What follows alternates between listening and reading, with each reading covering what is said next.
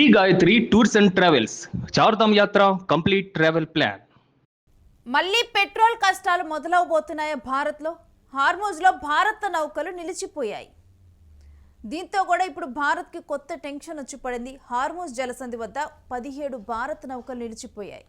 భారీగా వీటిలో ముడి చమురు నిల్వలే ఉన్నాయి. ఈ నౌకల్లో ఇరాన్ పర్మిషన్ ఇచ్చింది, భారత్కి క్లియర్గా కూడా వెళ్ళిపోవచ్చు అని చెప్పింది. అయినప్పటికీ కూడా భారత్ నౌకలు హార్మోజ్ వద్ద నిలబడిపోయాయి. కదలని పరిస్థితి భారత్ నౌకల్లో ఉంది.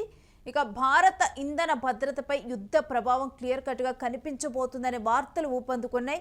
ఒకవైపు ఎల్పీజీ, ఎల్ఎన్జీ సరఫరా నిలిచిపోయింది. దీంతో కూడా మనకి యుద్ధ పరిస్థితులు క్లియర్ కట్గా కనిపిస్తున్నాయి. గ్యాస్తో ఎన్ని ఇబ్బందులు పడుతున్నారనేది చిరు వ్యాపారులు వీళ్ళైతే చాలా ఇబ్బందులు పడుతూ ఉన్నారు.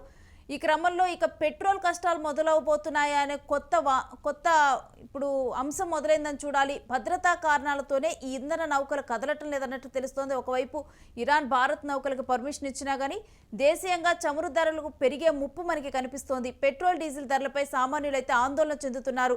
మరొకవైపు కేంద్ర ప్రభుత్వం పరిస్థితిని సమీక్షిస్తున్నామంటూ కూడా చెబుతోంది. ఇక ప్రత్యామ్నాయ దిగుమతులపై కేంద్రం ప్లాన్ చేస్తున్నట్లుగా తెలుస్తోంది. ఇక ఈ అంశం గురించిన డీటెయిల్స్ మా ప్రతినిధి భరత్ నడి తెలుసుకుందాం. ఎస్ భరత్, ఒకవైపేమో భారత్ నౌకల్ని వెళ్ళిపోవచ్చు అంటూ కూడా ఇరాన్ చెప్పింది. అయినప్పటికీ కూడా అక్కడే నౌకలు నిలిచిపోవటం అంటే ఇంకా ఏ భద్రతలో దృష్టి కూడా నిలిచిపోవటం జరిగింది ఏంటి? ఇదైతే పశ్చిమాసియాకు సంబంధించినంత వరకు భారత్, ఇజ్రాయెల్, ఏదైతే అమెరికా, ఇజ్రాయెల్ ఇరాన్ పై చేస్తున్నటువంటి దాడుల నేపథ్యంలో ఇప్పటికే హర్ముజ్ జలసంధి మూసేయడంతో భారత్ తో పాటుగా ఆసియాలో ఉన్నటువంటి అన్ని దేశాలపై కూడాను చమురు కష్టాలు మొదలైనటువంటి పరిస్థితి.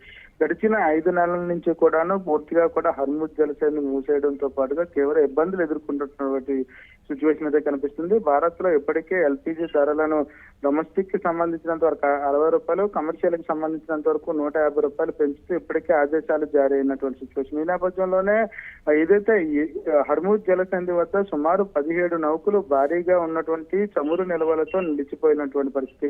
ఈ నేపథ్యంలోనే భారత్ కి ఇది ఒక పెద్ద ఇబ్బందిగా తయారైనటువంటి సిచ్యువేషన్ గా కనిపిస్తా ఉంది. ఇప్పటికే ఇరాన్ పర్మిషన్ ఇచ్చినప్పటికీ కూడా భద్రతా దృష్ట్యా ఆ 17 షిప్లు కూడా అక్కడే వెయిట్ చేస్తున్నటువంటి సిచ్యువేషన్ కనిపిస్తుంది. దాంట్లో భారీగా ఎల్పీజీతో పాటుగా సిఎన్జీ నిల్వలు ఉన్నట్టుగా సమాచారం అవుతుంది. ఈ నేపథ్యంలో ఏదైతే పశ్చిమాసియాలో నెలకొన్నటువంటి అనిశ్చితి కారణంగా, యుద్ధ వాతావరణం కారణంగా 17 షిప్లు కూడా అక్కడే నిలిచిపోయినటువంటి నేపథ్యం. ఈ నేపథ్యంలో ఇప్పటికే ఎల్పీజీ ధరలు పెరిగినటువంటి నేపథ్యం, దాంతో పాటుగా చమురు ధరలు కూడా పెరిగే అవకాశం ఉందంటూ కూడా ఏదైతే అవకాశం ఉండే అవకాశం ఉందంటూగా సమాచారం ఉంటుంది. అయితే మరీ ముఖ్యంగా భారత్ కు సంబంధించినంత వరకు కూడా హర్ముజ్ జలసంధి వద్దనే ఆధారపడడం, దాంతో పాటుగా 17 షిప్లు భారీ షిప్ అంటే భారీగా చమురుతో ఉన్నటువంటి షిప్లు నిలిచిపోవడంతో తీవ్ర సంక్షోభం ఏర్పడే అవకాశం ఉన్నటువంటి నేపథ్యంలో కేంద్ర ప్రభుత్వం అలర్ట్ అయినటువంటి పరిస్థితి. దానికి సంబంధించినంత వరకు ప్రత్యామ్నాయంగా ఎలా తీసుకురావాలనే దానిపై మాత్రం పూర్తిగా ఫోకస్ చేసినట్టుగా సమాచారం ఉంటుంది. అయితే భారత్ కు సంబంధించే కాకుండా ప్రపంచ దేశాలకు సంబంధించినంత వరకు కూడా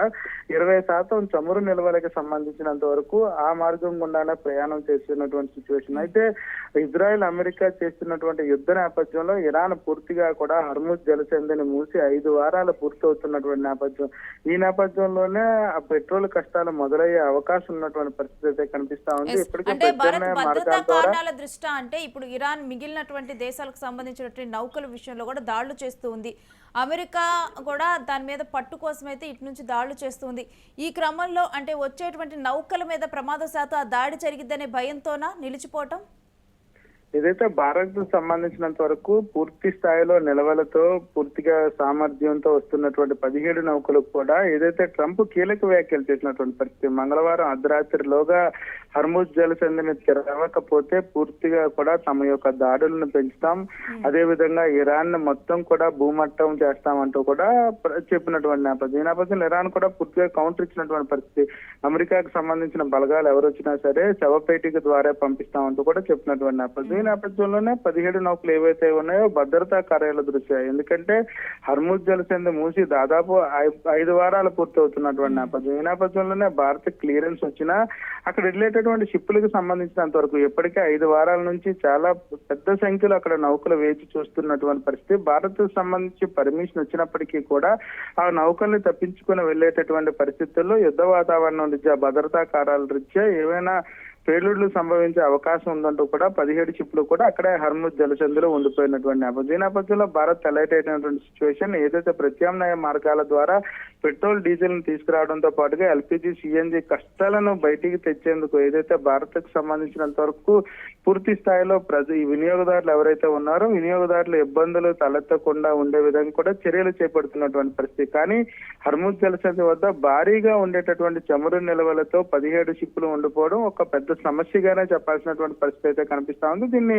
భారత్ ఎలా ఎదుర్కొంటుంది? ప్రత్యామ్నాయ మార్గాల ద్వారా తీసుకొస్తుందా, లేదా హర్ముజ్ జలసంధి వద్ద వేచి ఉన్నటువంటి 17 నౌకలను తీసుకొచ్చేందుకు భారత్ రక్షణ బృందాన్ని పంపించి తీసుకొస్తుందా అనేది అయితే మాత్రం వేచి చూడాల్సిన పరిస్థితి అయితే కనిపిస్తుంది. S Bharat stay with us, మీ దగ్గర నుంచి మరిన్ని డీటెయిల్స్ తీసుకుంటాం.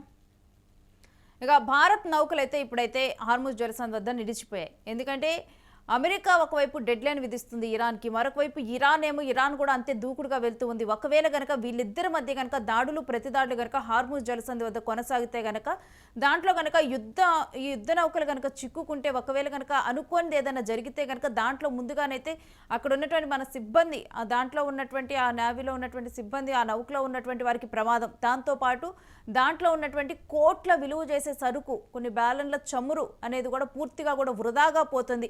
ఇవన్నీ పరిణామాలను దృష్టిలో పెట్టుకొని ఆ నౌకలను కూడా నిలిపివేయటం అయితే జరిగింది. ఇక ఈ నౌకలు అక్కడ నిలిచిపోవడంతో కూడా ఇక పెట్రోల్ కొరత వస్తుందా అనే ఇప్పుడు దీని మీద అయితే పెట్రోల్ కొరత వస్తుందని కూడా దీని గురించి మాట్లాడుతూ ఉన్నారు.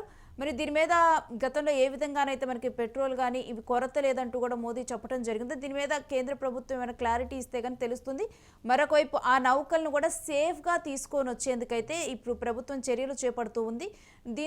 దీంట్లో భాగంగానైతే ఇటు ఇరాన్ ప్రభుత్వంతో కానీ అటు అమెరికాతో కానీ మాట్లాడి విదేశాంగ శాఖ మాట్లాడిన తరువాత భారత్కు సంబంధించినటువంటి నౌకల మీద దాడులు జరగకుండా చర్యలు తీసుకొని ఒక పటిష్టమైన భద్రతను కనుక ఏర్పాటు చేసుకోగలిగితే అప్పుడు ఈ నౌకలు భారత్కు కదిలి వస్తాయి.